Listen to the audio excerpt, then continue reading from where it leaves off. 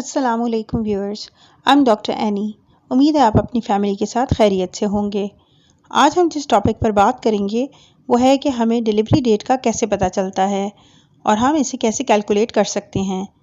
Delivery की date calculate करने के लिए ज़रूरी है कि आपको अपने पीरियड्स की लास्ट डेट अच्छी तरह याद हो और आपकी साइकिल रेगुलर हो, क्योंकि अगर साइकिल इरेगुलर होंगी यानी अगर पीरियड 2 से 3 माह के बाद आते हैं तो इस सूरत में डिलीवरी डेट कैलकुलेट करना मुश्किल होता है। इसके अलावा जो डिलीवरी डेट कैलकुलेट करने का एक्यूरेट और रिलायबल तरीका है वो है डेटिंग स्कैन, जो 6 से 8 हफ्ते पर कराया जाता है, जिस पर बेबी की हार्ट बीट आ जाती है। डेटिंग स्कैन जिस तारीख को करवाया जाता है, इस डेट से लेकर आपकी डॉक्टर कैलकुलेट करके बता देती हैं कि आपके 40 हफ्ते कब मुकम्मल होते हैं और वो आपकी एक्सपेक्टेड डेट ऑफ डिलीवरी होती है। लेकिन ज़रूरी नहीं कि डिलीवरी एग्जैक्टली इसी डेट पर हो, क्योंकि प्रेगनेंसी में बहुत सी चेंजेस होती रहती हैं और बाज़ हमल में पेचीदगियों की वजह से डिलीवरी टाइम से पहले भी करवानी पड़ सकती है।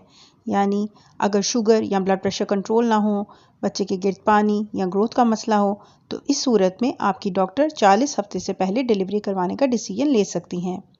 माँ को बच्चे के फेफड़े मजबूत करने वाले इंजेक्शन लगाए जाते हैं ताकि टाइम से पहले डिलीवरी कराने के बाद बच्चे को सांस का मसला ना हो।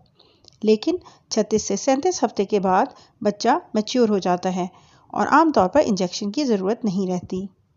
लेकिन अगर सब कुछ नॉर्मल है और प्रेगनेंसी में कोई मसला नहीं है तो आपकी डॉक्टर 40 हफ्ते तक वेट करती हैं और अगर इसके बाद आपको खुद से लेबर पेन स्टार्ट नहीं होती तो वो आपको इंड्यूस कर सकती हैं, यानी आर्टिफिशियल पेन लगवाकर डिलीवर कर सकती हैं, या वो आपका चेकअप करके डिसाइड करती हैं कि आपकी नॉर्मल डिलीवरी हो सकती है या ऑपरेशन की ज़रूरत है। उम्मीद है आपको मेरी आज की वीडियो इन्फॉर्मेटिव लगी होगी। इस सिलसिले में आपके जहन में कोई सवाल हैं तो आप कमेंट सेक्शन में पूछ सकती हैं। दुआओं में याद रखिएगा। शुक्रिया। अल्लाह हाफ़िज़।